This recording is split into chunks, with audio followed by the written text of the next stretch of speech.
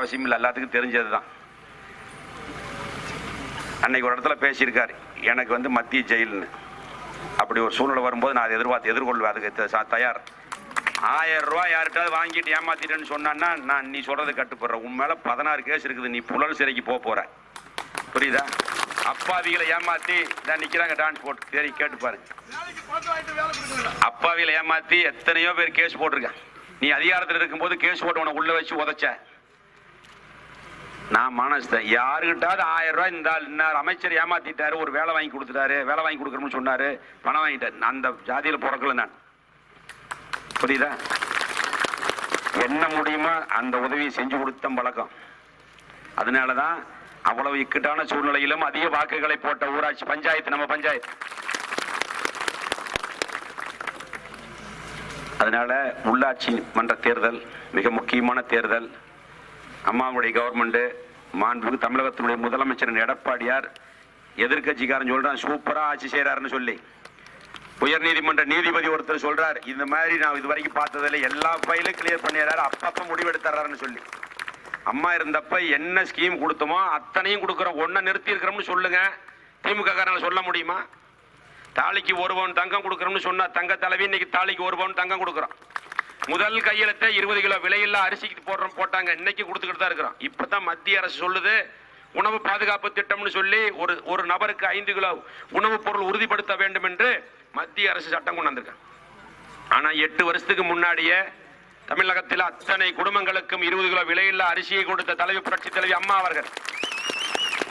இன்னைக்கு மத்திய அரசு மாநில அரசோட சேர்ந்து கொஞ்சம் பணத்தை கொடுத்து விட்டு மீதி மாநில அரசு கவர்மெண்ட் பணத்தை சேர்த்து குடிசை மாற்று வாரியம், அனைவருக்கும் வீடு கட்டுகின்ற திட்டம்னு சொல்லி வீடு கொடுக்குறாங்க. ஆனா அன்னைக்கே 2,10,000 ரூபாய்க்கு பசுமை வீடு கொடுத்த தலைவி புரட்சி தலைவி அம்மா அவர்கள்.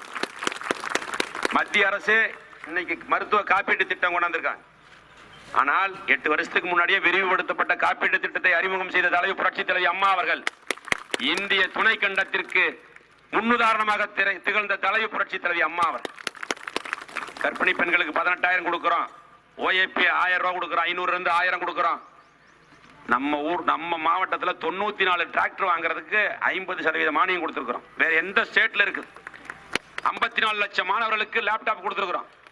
எதையாவது நிறுத்திட்டார் முதலமைச்சர், ஆட்சி நடத்தல சரியா இல்ல, சட்டம் ஒழுங்கு சரியில்லைன்னு திமுக தலைவர் ஸ்டாலினால சொல்ல முடியுமா? இல்ல இங்க இருக்கிற அமாவாசையினால சொல்ல முடியுமா? 2 அமாவாசை சொல்லிக்கிட்டு இருந்த நீ 2 அமாவாசையில் ஆட்சி போயிரும்னு சொன்ன. ஆனா 36 அமாவாசைகளை கடந்து முதலமைச்சர் தமிழகத்தில் குடிமராமத்து நாயகன் என்று விவசாயிகளால் போற்றப்படக்கூடிய முதலமைச்சரை பெற்றிருக்கிறோம். நாம் 2 அமாவாசை சொன்ன அமாவாசை சொல்ற நேத்து 12 அமாவாசை முந்தானால் 15 இருக்குது தெரியல, 12 நேத்து 9ங்கிற. எத்தனை அமாவாசை இருந்தாலும் பரவாயில்ல, இதுக்கப்புறம் மறுபடியும் 60 அமாவாசைக்கு அம்மாவுடைய அரசு தான் தமிழகத்தில் ஆட்சி அமைக்கும். நீ நினைச்சுக்கிட்டு இருக்கலாம். அதனாலதான் சொல்றேன், ஆடு கொடுக்குறோம், மாடு கொடுக்குறோம், ஆட்டு கொட்டாய் கொடுக்குறோம், மாட்டு கொட்டாய் கொடுக்குறோம், எதையும் விடல. ஓஏபி கொடுக்குறோம், 8000 பேருக்கு ஓஏபி கொடுத்திருக்கிறேன் இந்த மாவட்டத்தில். நான் 5 லட்சம் பேருக்கு கொடுக்கிறோம்னு சொன்னார் முதலமைச்சர். தமிழகத்தில் முதல் மாவட்டமாக 4 தொகுதிகளில் 8000 பேருக்கு ஓஏபி பெற்று கொடுத்த மாவட்டம் கரூர் மாவட்டம். முதல் கட்டம் தொகுதிக்கு 2000, 8000 பேர் முடிஞ்சிருச்சுனார். உனக்கு இல்லைன்னா எனக்கு கம்மியா கொடுக்குறீங்க, முதல்ல இருந்து இன்னும் வேணும்னா 4000 தரம்னார். இல்ல இன்னும் 4000 வேணும்னு கேட்டு எவ்வளவு பேர் இருந்தாலும் சரி, முதியோர் உதவித்தொகை, விதவைகள் உதவித்தொகை தகுதியானவர்களுக்கு நிச்சயமாக நான் வாங்கி கொடுக்குறேன். இவங்களை ஜெயிக்க வைங்க, நான் இருக்கிற வாங்கி கொடுக்குறேன். ஸ்கூட்டி அம்மா இருக்கும்போது 2 சக்கர வாகனம் வாங்குறதுக்கு மானியம் கொடுக்குறோம். நாங்க 40 வயசு 20,000 ரூபாய். ஆனா அம்மா இல்லை இன்னைக்கு. ஆனா முதலமைச்சர் என்ன பண்றாரு தெரியுமா? 45 வயசு அதிகப்படுத்தினார், 25,000 கொடுக்கிறார். போன வருஷம் 1554 பிள்ளைகளுக்கு ஒரே டைம்ல ஸ்கூட்டி கொடுக்கறதுக்கு 25,000 பணம் கொடுத்து, இப்ப 2000 பேருக்கு வந்திருக்குது. தகுதியானவங்க வாங்கி கொடுக்குறேன். ஆண்டா கோயில் பேசும்போது சொல்லிச்சு பிள்ளை லைசன்ஸ் இல்லைன்னு. நான் லைசன்ஸ் எடுத்து கொடுக்குறேன். நான் இருக்கிற டிபார்ட்மெண்ட் அது. பிள்ளைகளுக்கு லைசன்ஸ் இல்லையா, கொண்டு எல்லாரும் போட்டு நான் லைசன்ஸ் வாங்கி தரேன், ஸ்கூட்டி வாங்கி தரேன். இதெல்லாம் நம்ம கவர்மெண்ட்னால தான் முடியும். திமுக காரன் ஜெயிச்சானா இந்த லைட்டை மாட்ட சொல்லி பாக்குறேன். நீ லைட்டை மாட்ட சொல்லி பாக்க, எதுவும் நடக்காது. அத்தனை திட்டங்களையும் கொடுக்குறேன். இந்த ஊர் இங்க வந்து நின்றுகிட்டு நல்லா இருக்கிற ரோடெல்லாம் கமிஷனுக்கு போடுறான்னு சொன்னா அந்த பழக்கம் உங்ககிட்ட இருக்குது. நல்லா இருக்கிற ரோட்டை போறேன்னா என் ஊரை நல்லா இருக்கிற ரோட்டை போடுங்க அவசியம் இல்லை, போன ரோட்டை போட்டுக்கிறேன். பைப் லைன் போட்டுருக்கிறேன், ரோடு எக்ஸ்டெண்ட் பண்ணி கொடுக்குறேன், டிச்சு கட்டி கொடுக்குறேன். நீ இருந்த காலத்துல என்ன கிழிச்சங்க? இங்க வந்து நல்லா இருக்கிற ரோட்டை போடுறேன்னா எல்லாருக்கும் தெரியும், மக்களுக்கு தெரியும் நல்லா இருக்கிற ரோட்டு போறேன்னா இல்லையா. ரெட்டிவாளத்துல ரோடு போட்டுக்கிறேன், பைப் லைன் போட்டுருக்கிறேன், டேங்க் கட்டி கொடுத்துருக்கிறேன், எல்லா பக்கமும் செஞ்சிருக்கிறேன். சக்தி நகர்ல அத்தனை வேலையும் செஞ்சிருக்கிறேன். சாக்கடை கட்டி கொடுத்துருக்கிறேன், பைப் லைன் மாத்திட்டு ஆரஞ்சு லைன் பினோலக்ஸ் பைப் போட்டுருக்கிறேன். லாஸ் கை காசு செலவு பண்ணி தான் போட்டுருக்கிறேன். யார் வேணாலும் கான்ட்ராக்ட்காரங்களுக்கு தெரியும் பினோலக்ஸ் பைப் போட்டா எவ்வளவு லாஸ் வரும்னு உங்களுக்கு தெரியும். தெரிஞ்சு கேட்டுப்பாரு. தண்ணி இல்லைன்னா தெருவில் வர்றதுக்கு தெரு பைப்பும் போட்டிருக்கிறேன், ரோடு போட்டு கொடுக்குறேன். இனிமேல் அந்த பகுதியில் வேலையே இருக்கக்கூடாதுங்கிறத என்னுடைய கணக்கு. இந்த ரோடு அகலப்படுத்துறேன், பழைய பஞ்சாயத்து பைப் மேலால் இருக்குதுன்னு சொல்லி மாத்தி விட்டு புது லைன் போட்டு போட்டேன். என்ன ரோடு போட்டதுக்கு அப்புறம் பறிக்க கூடாதுங்கிறது தான் என்னுடைய கணக்கு. மரம் வைக்கிறத பத்தி பேசுனாங்களா? மரம் வச்சா கரண்ட் பிடிச்சி செத்து போயிடுவாங்களா? அறிவாளி, ரொம்ப அறிவாளி. ஞானோதயம் வந்துருச்சு, கரண்ட் பிடிச்சி செத்து போயிடுவாங்களா? எங்களுக்கு தெரியும் எப்படி இந்த மரம் வச்சா எப்படி காப்பாத்தோன்னா அது என்ன பண்ணணும்னு. டவுனுக்குள்ள மின்சாரத்துறை அமைச்சர்கிட்ட கேட்டுக்கிறேன், எல்லாத்துக்கும் கம்பி எடுத்து எனக்கு கேபிள் போட்டு கொடுத்தா மரம் வச்சிருக்கிறோம்னு சொல்லியிருக்கிறேன். எப்படியாவது வாங்கிடுவேன், புரியுதா? அது மட்டும் இல்ல, நேற்று கண்டுபிடிச்சிட்டாங்க. பொங்கலுக்கு அம்மா 100 ரூபா கொடுத்தாங்க, பொங்கல் பரிசு கொடுத்தாங்க. 100 ரூபா கொடுத்தாங்க, பொங்கல் பரிசு கொடுத்தாங்க. போன தடவை பொங்கலுக்கு எவ்வளவுமா வாங்கினீங்க? 1000 ரூபா கொடுத்தார் முதலமைச்சர். உடனே கேஸ் போட்டாங்க. ஒரு வாரம் கேஸ் நடந்தது, கொடுக்க சொல்லிட்டாங்க. இப்ப இன்னைக்கு 1000 ரூபா கொடுக்க சொல்லிட்டார் முதலமைச்சர். இந்த வாரம் பேங்க் தலைவர் சில்லறை வாங்கி ரெடியா வச்சிருக்கான் கொடுக்கறது. இல்ல உண்மை, 2500 நோட். நமக்கு மட்டும் 65 கோடி. கரூர் டிஸ்ட்ரிக்டுக்கு நம்ம மாவட்டத்துக்கு மட்டும் 65 கோடி. 2300 கோடி ரூபாய் கொடுத்திருக்காரு எல்லா குடும்ப அட்டைகளுக்கு. நேற்று கேஸ் போட்டானு, ஒரு வாரம் போய் கொடுக்க சொல்லிட்டாங்க. பரவாயில்ல, இன்னைக்கு பணத்தை வாங்கிட்டு 27ஆம் தேதி ஓட்டு போடலான்னு இருந்தா ஓட்டு போட்டு வாங்குற, அவ்வளவுதான். வேற ஒன்றும் வித்தியாசம் இல்லை. ஒரு பேங்க்ல வச்சிருக்கிற, அவ்வளவுதான். இங்க இருக்கிற அறிவாளி சொல்றார் மக்கள் பணத்தை கொடுக்குறாங்கன்னு. நான் கேட்கிறேன், கருணாநிதி டிவி கொடுத்தாரு, கேபிள் கனெக்ஷன் கொடுக்கறதுக்காக திருவாரூர்ல இருந்து களை எடுத்து மம்டி எடுத்து வெட்டி சம்பாரிச்சு கொண்டு கொடுத்தாரா? அரசு திட்டம்னா மக்கள் வரி பணத்தை தகுதியானவர்களுக்கு கொண்டு போய் சேர்க்கிறதா அரசாங்கம். இங்க சொன்னாரா அரசாங்க மக்கள் வரி பணத்தை கொடுக்கறாங்கன்னு. சரி, நீ சொந்த பணத்துல 25,000 பேருக்கு வீடு கொடுக்கறோம்னு, இடம் வீட்டு மனை கொடுக்கறோம்னு சொன்னீங்க, என்னாச்சு? நான் நேரம் இங்கிருந்தது, அதான அது நான் இல்லை, இன்னொரு ஆள் வரும் பாத்துக்கோ அப்படின்ட்டு 2000 டோக்கன் வச்சிருக்குது. இன்னும் மடிச்சு அது தெரியாம கேட்டுப்பிடிச்சு, கட்சி தெரியாம கேட்டு நிலம் 25,000 பேருக்கு, புரியுதா? ரோடு போட்டு காமன் இடம் ஒதுக்கிட்டு இடம் பிரிச்சு எவ்வளவு தெரியுமா வேணும்? 1100 ஏக்கர் வேணும் 25,000 பேருக்கு. முதலமைச்சர் வேட்பாளர் அவர் சொல்றாரு, செந்தில் பாலாஜி சொந்த காசில் கொடுப்பார் இப்படின்னார். சொந்த காசுல நல்லா இருக்குது திட்டம், தமிழ்நாடு பூரா கொண்டாடலாம் இருக்கிறோம்னார். அவருக்காவது வேணும் மண்டையில என்ன சொல்லணும்னு. ஒருத்தருக்கு இல்ல. நேற்று தான் சொன்னாங்க, நான் கேட்கல, சொன்னாங்க 25,000 பேர் லட்சியமா, 10,000 பேர் நிச்சயமா. என்ன அறிஞர் அண்ணாவணியே லட்சியம் நிச்சயம் அவர் தான் சொன்னார். படியரிசி 2 படி லட்சியம் 1 படி நிச்சயம்னார். ஆமா, கருணாநிதி ஆட்சிக்கு வந்தார், ஒரு மைனாரிட்டி அரசு 5 வருஷம் 2 ஏக்கர் நிலம் தரம்னார். ஓட்டு போட்டாங்க மக்கள். அம்மா வந்த உடனே சட்டமன்றத்தில் கேட்டாங்க, முதலமைச்சர் அவர்களே 2 ஏக்கர் நிலம் தரம்னு சொல்லியிருக்கிறீங்க, தமிழகத்தில் எத்தனை நிலமில்லா விவசாயிகள் இருக்கிறாங்க, எத்தனை லட்சம் பேர், உங்ககிட்ட எத்தனை லட்சம் கவர்மெண்ட் நிலம், எத்தனை லட்சம் ஏக்கர் கொடுப்பேன்னார். இவர் இதயத்துல குஷ்புக்கு இடம் கொடுத்தாரு, நமக்கு போய் இடம் கொடுக்கறோம்ங்கிறார். ஒண்ணு அவளை கையவளம் கொடுக்கல, காலவளம் கொடுக்கல. இந்த அப்பிவாளத்துல ஒன்றிய செயலாளர் ஒருத்தர் இருந்த 2 ஏக்கர் சுடுகாட்ட பட்டா போட்டு விட்டான். இந்த அப்பி நம்ம அப்பிவாளத்துல இவ்வளவுதான் நடந்தது. 2 ஏக்கர் நிலம் தரம், நீங்க கேஸ் அடுப்பு தரம், நீங்க எதை செஞ்சிருக்கிறீங்கன்னு சொல்லு பார்க்கலாம். பட்டியல் போட முடியுமா? இதே ஆள் இங்க இருக்கும் போது புகழ்ந்து தள்ளினார். இந்த எம்பி என்ன பத்தி அந்த பாலம் கொண்டு வந்தார், இந்த பாலம் கொண்டு வந்தார், பைபாஸ் கொண்டு வந்தார், 4 வழிச்சாலை கொண்டு வந்தார், இவர் மாதிரி அமைச்சர் ரயில் பாதை ரயில் திட்டம் கொண்டு வந்தார். எம்பி அவ்வளவுதான் பண்ண முடியும். இன்னைக்கு சொல்றார் பைபாஸ் மாப்பிள்ளை, பைபாஸ்ல தான் போவாரு. உன்னையாட்ட காடு காட போவாரா? பைபாஸ்ல தான் போக முடியும். நான் என்ன சொல்றேன்னா, அம்மா கவர்மெண்ட்ல அத்தனை திட்டங்களையும் கொடுத்திருக்கிறோம். யாருக்கும் எந்த திட்டத்தையும் அம்மா அவர்கள் இல்லாத சூழ்நிலையில நிறுத்தியதாக வரலாறு இல்லை, சரித்திரம் இல்லை. அப்படிப்பட்ட முதலமைச்சர் எடப்பாடியார் கேட்கறதெல்லாம் கொடுக்கிறார். அரவக்குறிச்சிக்கு தண்ணி இல்லைன்னு சொன்ன 250 கோடி, காவேரியில தடுப்பணை கொடுனா 50 கோடி 60 கோடி வரும்னு 500 கோடிக்கு கதவணையை கொடுத்துட்டார். தாலுக்கா வேணும்னு சொன்ன புஞ்சை புகழூர் தாலுக்காவை பிரிச்சு கொடுத்துட்டார். 30 ரெவன்யூ கிராமம் தான் இருக்கணும், இல்ல 27 தான் இருக்குது, போடு தாலுக்கா போட்டு கொடுத்துட்டார். அமராவதியில சின்னத்தார தடுப்பணை கேட்டேன் கொடுத்துட்டார். நங்காஞ்சி குடவனார்ல தடுப்பணை கேட்டு கொடுத்திருக்கார். என்ன வேணுமோ அத்தனை திட்டங்களையும் கொடுக்கக்கூடிய முதலமைச்சர் எடப்பாடியார் ஸ்பெஷல் ஃபண்ட் வாங்கியிருக்கார். அம்மா சாலை போடுறேன் ரயில் ரோட்டு ஓரத்துல. இந்த மேலே ஏறின்னு பார்த்தா மெடிக்கல் காலேஜ் தெரியுது. மெடிக்கல் காலேஜ் நீ இருக்கையில் அம்மாவை ஏமாத்தி ஆர்டர் மட்டும் வாங்கினேன், வாங்கல கட்டுறோம்னு. மக்களுக்கு பயன்படுற மாதிரி இன்னைக்கு 300 கோடி ரூபாயில கரூர் பகுதியில் கட்டியிருக்கிறேன் நான். மக்களுக்கு பயன்படக்கூடிய மெடிக்கல் காலேஜ் எதையாவது சொல்லி அதை சொல்லி இதை நான் இது வரைக்கும் மந்திரி ஆனதுக்கு அப்புறம் சொந்த கார் தான் ஓட்டும், கவர்மெண்ட் கார் எடுக்கல, என் கார் தான் ஓட்டிக்கிட்டு இருக்கேன். புரியுதா? மர வைக்க போறான், ஒரு வண்டி டிராக்டர் மண்ணு போகுது, ஒரு வண்டி டிராக்டர்ல மணல் போகுது, ஒரு டாடா வண்டியில மரம் போகுது, ஒரு வண்டியில ஜாமனம்லாம் எடுத்துட்டு போறேன். டெய்லி வைக்கிறேன். இந்த மாதிரி 3000 மரத்தை வச்சு தாண்டிடுச்சு.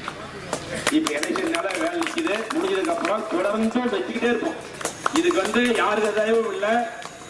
6 லட்சம் ரூபாய் கொடுத்தாங்க. ஒருத்தர் 5 லட்சம் கொடுத்தாரு, ஒருத்தர் 1 லட்சம் கொடுத்தாங்க. ஒரு ட்ரஸ்ட்ல 35 லட்சம் செலவாயிருக்கு. இதுவரை தனியா ஆபீஸ் போட்டுருக்கேன். புரியுதா? யாருக்கிட்டும் இல்லை. ஒரு மந்திரி மரம் வைக்கிறது எவ்வளவு கொள்ளையடிக்கிறான். என் சொந்த காசை போட்டு செஞ்சாலும் இப்படி சொல்றான். என்ன சொல்றது? சொல்றவனுக்கு அறிவில்லை. 1 கோடி ரூபாய்க்கு செலவு பண்ணி வாய்க்கா வெட்டி கொடுத்துருக்கிறேன். அந்த சின்ன காலிவாளையம் பெரிய காலிவாளையம் ஒத்தக்கடை பகுதியில் மிரட்டி யாரையும் மிரட்டணுங்கிற அவசியம் எனக்கு கிடையாது.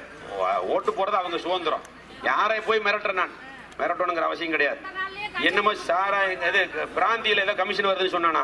நான் சொல்றேன், நீ ஸ்பிரிட் கடத்தின 24,000 லிட்டர் ஸ்பிரிட்ட கேரளா போலீஸ் வந்து குடிச்சு மானம் கட்டு சாராயம் காய்ச்சி பாட்டில் அடைச்சு வித்த நீ என்னை சொல்றதுக்கு உனக்கு ஓகே இருக்கா? ஊர்லயே வந்து பேசுன. புரியுதா? நீ எத்தனை முள்ள மாதிரித்தனம் பண்ண, எத்தனை பேர் குளத்து பாலத்தில் ஒருத்தனை அடிச்சு இடத்த எழுதி வாங்கினீங்க. இதெல்லாம் எதுக்காக சொல்ல வரேன்னா, நானும் பேசாம தான் இருந்தேன். பேசுனேன்னு என்ன இருக்கு பேசு. எனக்கு தெரியும், பஞ்சாயத்து மக்களுக்கு என்ன பத்தி தெரியும். யாரை ஏமாத்தி பிழைக்கணுங்கிற அவசியம் இன்னைக்கு இல்லை. அப்படி ஒரு சூழ்நிலை வந்து தூக்கு போட்டு சாவலாம். இந்த பிராடுக்கெல்லாம் பதில் சொல்லணுங்கிற அவசியம் எனக்கு கிடையாது. மக்கள் இருக்காங்க எனக்கு ஓட்டு போடுறதுக்கு. எனக்கு தெரியும் என்ன பண்ணணும்னு, தொகுதிக்கு என்ன செய்யணும், மாவட்டத்துக்கு என்ன செய்யணும்னு எனக்கு தெரியும். இந்த மாதிரி பிராடு பேசிக்கிட்டு ஓட்டு வாங்கிட்டு உள்ள போக முடியாம தலை காட்ட முடியாமல் இல்லை. தொலைநோக்கு திட்டங்கள் அத்தனையும் இந்த மாவட்டத்துக்கு நிச்சயமா செஞ்சு கொடுத்துருவேன். புரியுதா? நிச்சயமா செஞ்சு கொடுத்துருவேன். அதே போல அம்மா அவர்கள் காலத்துல ஆட்சி காலத்துல கொடுத்த திட்டங்கள் அத்தனையும் செஞ்சுட்டு தான் இருக்கிறேன். எதையும் நிறுத்தினதா அவர் சரித்திரம் கிடையாது. இன்னைக்கு ஓட்ட தேர்தலை சந்திப்பதற்கு திராணி இல்லாத திமுக தேனும் கேஸ் போறாங்க, தேனும் கேஸ்.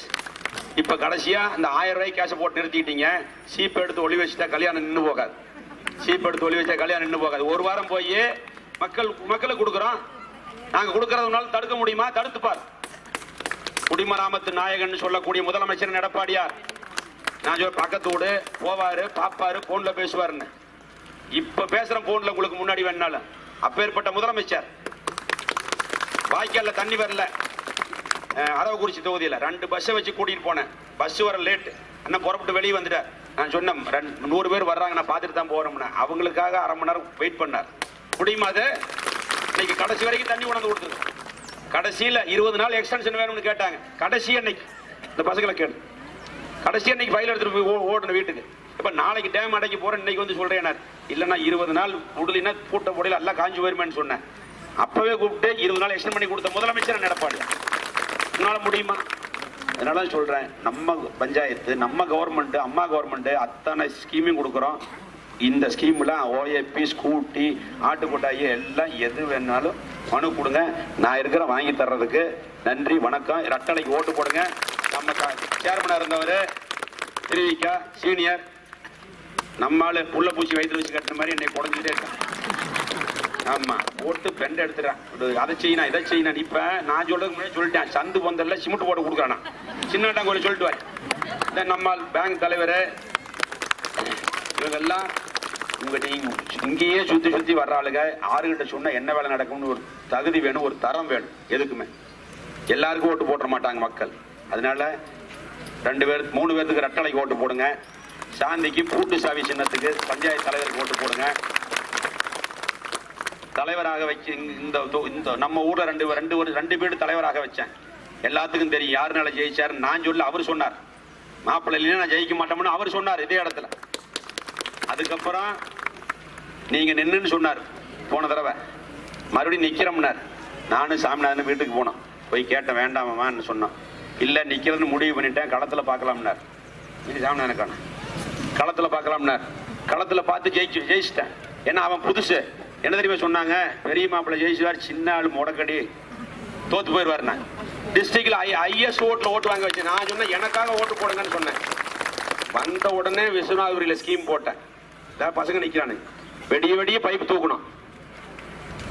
இன்னைக்கு தண்ணி கொண்டாந்ததுனாலதான் இன்னைக்கு தண்ணி பிரச்சனை இல்லாத ஒரு பஞ்சாயத்தா இருக்குது. அதுக்கு முன்னாடி எடைக்கு பைப் வாங்கி போட்டாங்க, தண்ணியே வராது.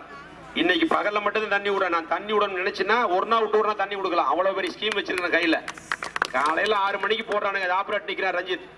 காலையில போட்டா சாயந்தரம் நைட் நிறுத்திடுறான். தான் நிக்கிறான் வச்சிருக்கிறேன், இப்படியாண்டா சம்பாதிக்கிறேன்னு. அதையும் கேட்டுக்கிட்டு தான் அந்த வேலை செஞ்சுறேன். நான் தான் அடிக்கடி சொல்லுவேன், அரசியலுக்கு வந்ததுக்கு அப்புறம் உப்பு தயிர் உப்பு போட்டு சாப்பிடலாம் விட்டுட்டேன். ஏன்னா சொரணை இருக்கக்கூடாது. நாட்டுக்கல் மாதிரி நல்லது மோதது, போனது வந்தது மோது, காது கொடுத்து கேட்டுத்தான் ஆகணும். அதை பத்தி நான் கவலைப்படல. நான் செய்ய வேண்டிய இலக்கை நிச்சயமா செஞ்சுக்கிட்டு தான் இருக்கு. எவன் சொல்றாலும் அதை பத்தி நான் கவலைப்படுறேன். 2 இடத்துலயும் நானே விழுந்தா கூடவே இருந்தேன்.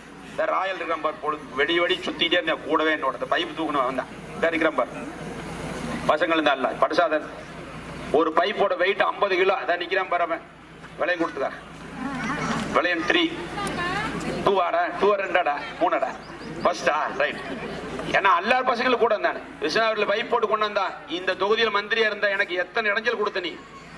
மேல்பாகத்துல ஒரு ஆளை தூண்டி விட்டு, அன்னைக்கு பஞ்சாயத்து தலைவராக இருந்தவனை தூண்டி விட்டு போடக்கூடாதுன்னு சொல்லி ஊருக்கரைகளை அனுப்பிச்சு விட்டு வெடிய பிரச்சனையா பண்ணி மழை பெய்யுது.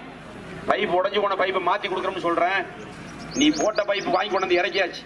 இல்ல பெருவலக்ஸ் தான் போடணும்ட்டான். எப்ப நீ போட்ட பைப்பு தானே? இல்ல முடியாது. 2 பைப் போட்டுருக்கிறேன், 2 கிணறு, இங்க ஒரு கிணறு இங்க ஒரு கிணறு, 2ஐயும் கொண்டு வந்து ஒன்னா ஜாயின் பண்ணி 9 இன்ச்சு பைப் லைன் போடுறேன். என்ன தெரியுமா சொல்லிட்டானுங்க, ஒரு பைப்பு பஞ்சாயத்துக்கு ஒரு பைப்பு சாயப்பட்டறை கொண்டு வரேன்ட்டான். பிரஸ்காரங்க எல்லாம் கூட்டி கொண்டு போய் பறிச்சு காமிச்சேன். பாரு எல்லாத்தையும் கொண்டு வந்து எங்க ஜாயின் பண்ணிக்கிறேன், இது எப்படி தண்ணி போகும். பிரஸ்காரங்க வந்து பார்த்துட்டு வந்தேன். நான் சாயப்பட்டறைக்கு முன்னாடியே கவர்மெண்ட் பர்மிஷன் வாங்கி அதுக்கு முன்னாடியே தனி ஸ்கீம் வச்சிருக்கிறேன். அப்படி பண்ணணுங்கிற அவசியம் எனக்கு என்னைக்கும் கிடையாது. பொய்ய சொல்லிக்கிட்டே இருக்கிறேன். நான் மெட்ராஸில் இருந்தேன், பைப் லைன் உடஞ்சி போச்சுன்னு சொல்லி வயக்காட்டுக்கு போற தண்ணியே எடுத்துட்டாங்க எலக்ட்ரிஷியன். புரியுதா? ஸ்குவாட் வந்து புடிச்சிட்டாங்க. 2,10,000 ஃபைன் போட்டாங்க, கட்டிட்டேன். அதை பத்தி கவலைப்படல. ஆனா என்ன சொல்றேன், கரண்ட் திருடினாருங்கிறியா மேடைக்கு. கரண்ட் திருடுறது நிரூபிச்சுட்டா நீ சொல்றதுக்கு நான் கட்டுப்படுறேன், இல்லைன்னா நீ கட்டுப்படுறியா? என்கிட்ட வச்சிருக்கிற கையில 2 ஏக்கர் மஞ்சள் இருக்குது, 4 ஏக்கர் சோளம் போட்டிருக்குது, 4 ஏக்கர் தரிசா இருக்குது. வயக்காட்டுக்கு போற தண்ணி எடுத்துட்டாங்க. எங்க எலக்ட்ரிஷனை கூப்பிட்டு கேட்டேன், ஜெனரேட்டர் ரிப்பேரா போச்சுன்னா தண்ணி இல்ல, அவசரத்துக்கு எடுத்துட்டோம்னா பணத்தை கட்டு. அதுல தப்பே கிடையாது. இந்த வீடு கட்டுறாங்க தெரியாம ஓவர் ரோட் எடுத்துட்டாங்கன்னா ஃபைன் போடுறாங்க இபில. ஆனா என்ன சொல்றேன், மேடைக்கு கரண்ட் திருடுறாங்க. கரண்ட் திருடுற பரம்பரையில அந்த மாதிரி மானங்கட்டு பிழைக்கணுங்கிற அவசியம் இல்ல. அப்படி இருந்தா அந்த இடத்துல செத்து போட்டு போயிடுவேன். புரியுதா? முன்ன மாதிரி சட்டையை கழிச்சுக்கிட்டு வண்டி பிடிங்கி வச்சுக்கிட்டு காடு காடா போகணுங்கிற அவசியம் எனக்கு என்னைக்கும் கிடையாது. புரியுதா? இதே மாதிரி சத்தியம் பண்ண இன்னைக்கு ரெக்கார்டு வச்சிருக்க.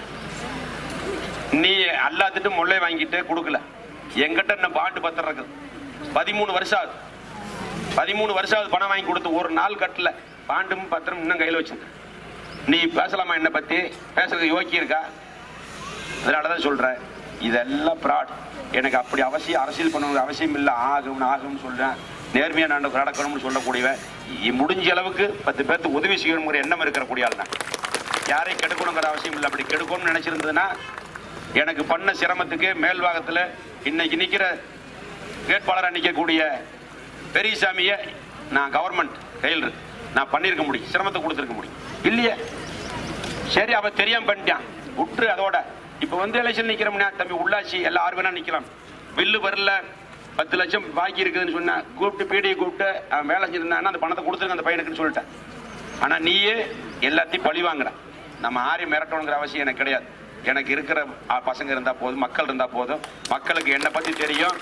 யாருக்கிட்ட பொய் சொல்லணுங்கிற அவசியம் இல்லை. அந்த மாதிரி ஏமாற்றி பிழைக்கணுங்கிற பரம்பரையில் பிறக்கல நான்.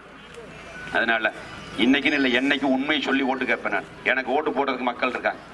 நல்லது செஞ்சா சொல்றேன். அந்த சிரிப்பா இருக்கு. வெளியூருக்காரர் ஒருத்தர் சொன்னார், இந்த மரம் வச்சா கரண்ட்டுக்கு அடிச்சுன்னு சொல்றாங்கன்னு.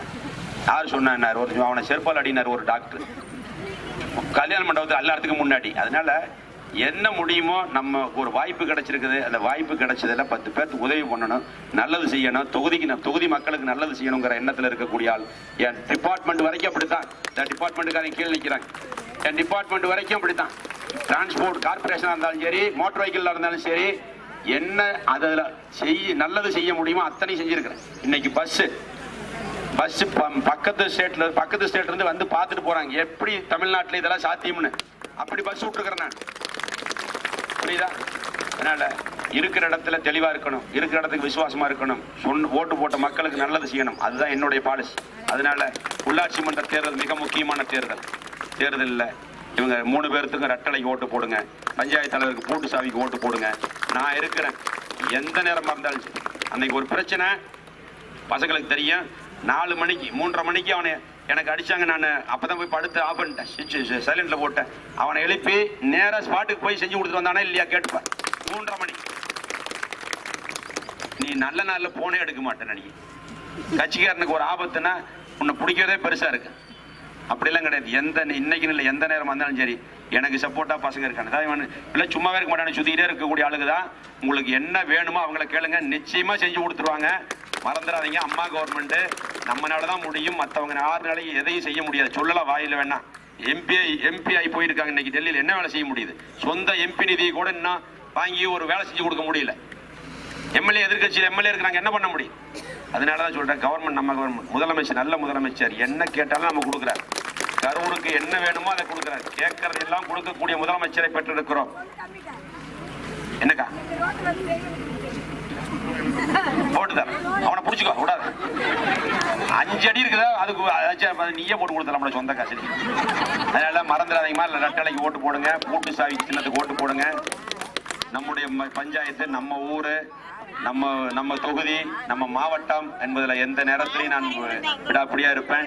மறந்துடாம, அம்மாவுடைய அரசு இன்னும் 1.25 வருஷம் இருக்குது. அதுக்கப்புறம் அம்மா சட்டமன்றத்தில் சொன்னாங்க, தெரிஞ்சு சொன்னாங்களோ தெரியாம சொன்னாங்களோ, எனக்கு பிறகும் இந்த இயக்கம் 100 ஆண்டுகளுக்கு ஆட்சி அதிகாரத்தில் இருக்கும் தலைவி, புரட்சி தலைவி அம்மாவுடைய கனவை நினைவாக்குகின்ற வகையில மீண்டும் தமிழகத்தில் அனைத்து இந்திய அண்ணா திராவிட முன்னேற்ற கழகத்தினுடைய அரசு தான் அமையும். இது நம்ம சொல்ல திமுக காரன் சொல்ற, எங்க ஸ்டாலினுக்கு முதலமைச்சர் ஆகிறதுக்கு ராசியே இல்லையா? அது இல்லதான் ராசி, அது எல்லாத்துக்கும் தெரியும். அதனால அண்ணன் தான் மீண்டும் முதலமைச்சர் வர போறா. நன்றி, வணக்கம்.